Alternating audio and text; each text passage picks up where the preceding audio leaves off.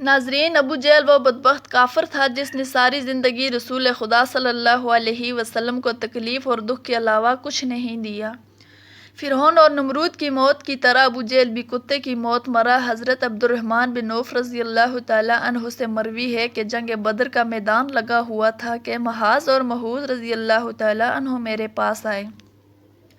انہوں نے مجھ سے دریافت کیا کہ چچا جان، ان لوگوں میں سے ابو جہل کون ہے؟ میں نے ہاتھ کا اشارہ کرتے ہوئے ان کو بتایا وہ ابو جہل ہے۔ انہوں نے کہا کہ چچا جان، اس ظالم نے ہمارے نبی اکرم صلی اللہ علیہ وسلم کو بہت ہی دکھ اور تکلیف پہنچائی ہیں، اس لیے ہم ابو جہل کو نہیں چھوڑیں گے۔ عبد الرحمن بن عوف رضی اللہ تعالیٰ عنہ فرماتے ہیں کہ جو ہی میں نے ان بچوں کو ابو جہل کا بتایا تو وہ بچے بجلی کی رفتار کے ساتھ ابو جہل کی طرف بھاگے۔ انہوں نے ابو جہل پر ایک زوردار ضرب لگائی۔ ان کی پہلی ہی ضرب سے ابو جہل اونٹ سے نیچے گر گیا۔ پھر انہوں نے ابو جہل کے پاؤں پر تلوار کا وار کر کے اس کا پاؤں ٹانگ سے الگ کر دیا۔ حضرت محاذ رضی اللہ تعالیٰ عنہ بیان کرتے ہیں کہ یہ سب کچھ ابو جہل کا بیٹا اکرمہ دیکھ رہا تھا۔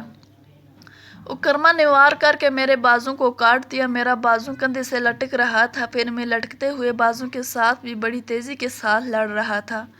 جب بازو نے مجھے بہت ہی زیادہ تنگ کرنا شروع کیا تو میں نے بازو کو اپنے پاؤں کے نیچے رکھا اور زور لگا کر بازو کو اپنے تن سے جدا کر دیا۔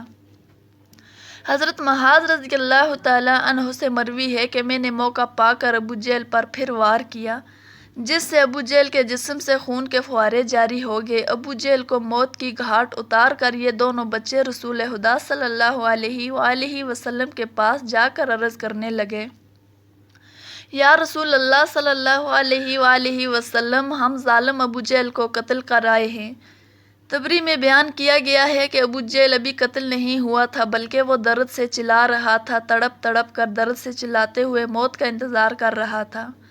جب جنگ بدر ختم ہوئی تو نبی کریم صلی اللہ علیہ وسلم نے تمام صحابہ اکرام کو حکم جاری کیا کہ ابو جہل کی لاش کو تلاش کیا جائے۔ سب صحابہ اکرام ابو جہل کی تلاش میں مگن ہو گئے۔ حضرت عبداللہ ابن مسعود رضی اللہ تعالیٰ عنہ بھی ان میں شامل تھے۔ حضرت محمد صلی اللہ علیہ وسلم نے تمام صحابہ اکرام کو ابو جہل کی ایک نشانی بتائی کہ ابو جہل کے گھٹنے پر نشان ہوگا۔ صحابہ اکرام نے عرض کیا، یا رسول اللہ صلی اللہ علیہ وسلم، ابو جہل کے گھٹنے پر وہ نشان کس طرح آیا تھا؟ آپ صلی اللہ علیہ وسلم نے فرمایا، ایک دفعہ میں اور ابو جہل عبداللہ بن جدعان کے گھر دعوت میں شامل تھے۔ اس وقت تمہاری عمریں بہت ہی چھوٹی تھی، ہم دونوں میں کسی بات کو لے کر لڑائی ہوئی۔ میں نے ابو جہل کو زور سے دھکا دیا جس کی وجہ سے ابو جہل زمین پر گر پڑا۔ ابو جہل کے گھٹنے پر گہرا زخم آ گیا۔ وہ زخم تو ٹھیک ہو گیا لیکن اس کا نشان آج بھی ہے۔ حضرت عبداللہ ابن مسعود رضی اللہ تعالیٰ عنہ فرماتے ہیں کہ میں میدان میں ہر لاش کو الٹا الٹا کر دیکھ رہا تھا کہ مجھے ایک جگہ پر ابو جہل زخمی حالت میں نظر آیا۔ میں اس کے پاس گیا تو میں نے دیکھا وہ ابھی مرا نہیں تھا بلکہ زندگی کی آخری سانسیں لے رہا تھا۔ اس کے جسم سے خون کے فوارے جاری تھے۔ پھر میں نے امام الانبیاء حضرت محمد صلی اللہ علیہ وآلہ وسلم کی بتائی ہوئی نشانی کو دیکھا تو مجھے یقین ہو گیا کہ یہی ابو جہل ہے۔ میں نے اس کی گردن پر اپنا پاؤں رکھ کر اس کو زور سے گھسیٹا تو درد کے مارے اس کی چیخیں نکل پڑی۔ میں نے ابو جہل سے مخاطب ہو کر کہا کہ خدا کے دشمن، اللہ تبارک و تعالیٰ نے تجھ کو ذلیل و خوار کر کے رکھ دیا۔ ابو جہل مجھ سے کہنے لگا کہ اس میں ذلت والی کیا بات ہے؟ میں تو اس آدمی سے بدلہ لینے کے لیے یہاں آیا تھا جس شخص کو تم لوگوں نے قتل کر دیا ہے۔ اس نے مجھ سے دریافت کیا کہ بتاؤ اس جنگ میں فتح کن کی ہوئی ہے؟ میں نے کہا کہ اس جنگ میں فتح اللہ تعالیٰ کے سچے رسول صلی اللہ علیہ وآلہ وسلم کی ہوئی ہے۔ پھر اس نے کہا کہ اے ابن مسعود، چروائے، تو بہت ہی اونچی جگہ پہنچ گیا ہے۔ دوسرا قول یہ بیان کیا جاتا ہے کہ حضرت عبداللہ بن مسعود رضی اللہ تعالیٰ عنہ نے بیان کیا ہے کہ میں نے ابو جہل سے کہا کہ تیرا قاتل میں ہوں۔ ابو جہل نے کہا کہ نہیں، تجھ سے پہلے مجھے کوئی قتل کر گیا ہے۔ ایک قول یہ بھی بیان کیا جاتا ہے کہ جب ابن مسعود رضی اللہ تعالیٰ عنہ ابو جہل کے سینے پر بیٹھ کر کہنے لگے، اے اسلام کے بدترین دشمن، تم تو فرعون سے بھی زیادہ بدبخت نکلے۔ فرعون نے بھی مرتے وقت اپنی غلطیوں کو مان لیا تھا کہ میں غلط تھا، لیکن تم تو مرتے ہوئے اسلام کے خلاف بکواس کر رہے ہو۔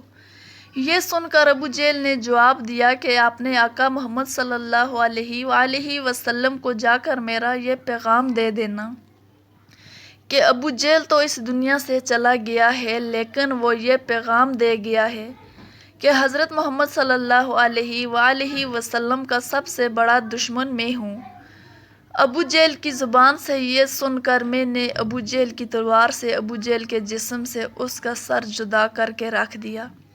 فرماتے ہیں کہ میں جسم سے سر کو جدا کر کے نبی کریم صلی اللہ علیہ وآلہ وسلم کے پاس لے گیا۔ میں نے آقا دو جہاں کی بارگاہ میں ابو جہل کا سر پیش کرتے ہوئے عرض کی، یا رسول اللہ صلی اللہ علیہ وآلہ وسلم، یہ لو ابو جہل کا سر۔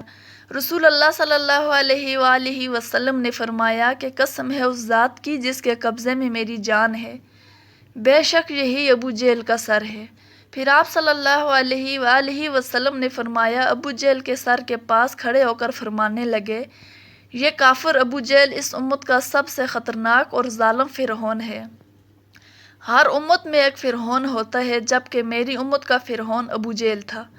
اللہ تعالیٰ کا شکر ہے کہ یہ بدبخت ہلاک ہو گیا۔ روایات میں اس طرح بیان کیا گیا ہے کہ رسول اللہ صلی اللہ علیہ وآلہ وسلم نے شکرانے کے نفل ادا کیے۔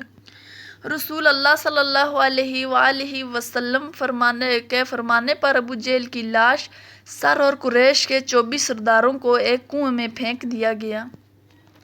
اس کے بعد رسول اللہ صلی اللہ علیہ وآلہ وسلم 3 دن میدان بدر میں رہے اور جاتے ہوئے اس کنویں پر بھی گئے تھے جہاں کفار مکہ کی لاشیں پھینکی گئی تھی۔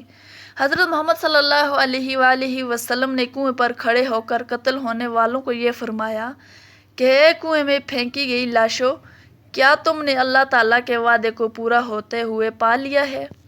اللہ تعالیٰ کا وعدہ سچ ثابت ہو گیا۔ حضرت انس رضی اللہ تعالیٰ عنہ سے مروی ہے کہ رسول اللہ صلی اللہ علیہ وآلہ وسلم نے آدھی رات کے وقت یہ ان تمام لاشوں کے نام لے کر فرمایا، اے ابو جہل بن ہشام، اے عتبہ بن ربیعہ۔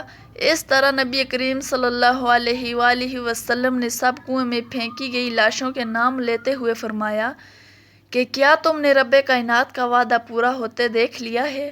کیا تم نے اپنے خداؤں بتوں کا وعدہ سچ پایا؟ میرے خدا نے جو مجھ سے وعدہ کیا تھا وہ سچ ثابت ہو گیا ہے۔ اس پر صحابہ نے پوچھا، یا رسول اللہ صلی اللہ علیہ وآلہ وسلم، آپ لاشوں سے باتیں کر رہے ہیں؟ تو حضور صلی اللہ علیہ وسلم نے فرمایا کہ جو باتیں میں ان سے کر رہا ہوں تم ان لاشوں سے زیادہ نہیں سنتے ہو، بس یہ لاشیں بول نہیں سکتی، یہ سب کچھ سن رہی ہیں۔ امام طبری لکھتے ہیں کہ محمد بن اسحاق بیان کرتے ہیں کہ بعض علماء کرام میں یہ بات بیان کرتے ہوئے کہا ہے کہ تم لوگوں نے مجھ سے دشمنی کی، بلکہ دوسرے لوگوں نے مجھ سے دوستی کی۔ تم نے مجھ کو میرے ہی شہر سے نکال دیا، دوسرے لوگوں نے مجھ کو اپنے شہر میں پناہ دی۔ تم لوگ مجھے جھوٹا کہتے رہے، دوسروں نے مجھے سچا اور آخری نبی کہا۔ تم لوگوں نے مجھ کو بے شمار تکلیف دی، لیکن دوسرے لوگ میری تمام پریشانی میں شریک رہے۔ اس کے بعد رسول اللہ صلی اللہ علیہ وسلم نے فرمایا کہ میں نے تو اپنے رب کائنات کے وعدے کو سچ پایا ہے۔ ناظرین، اسی امید کے ساتھ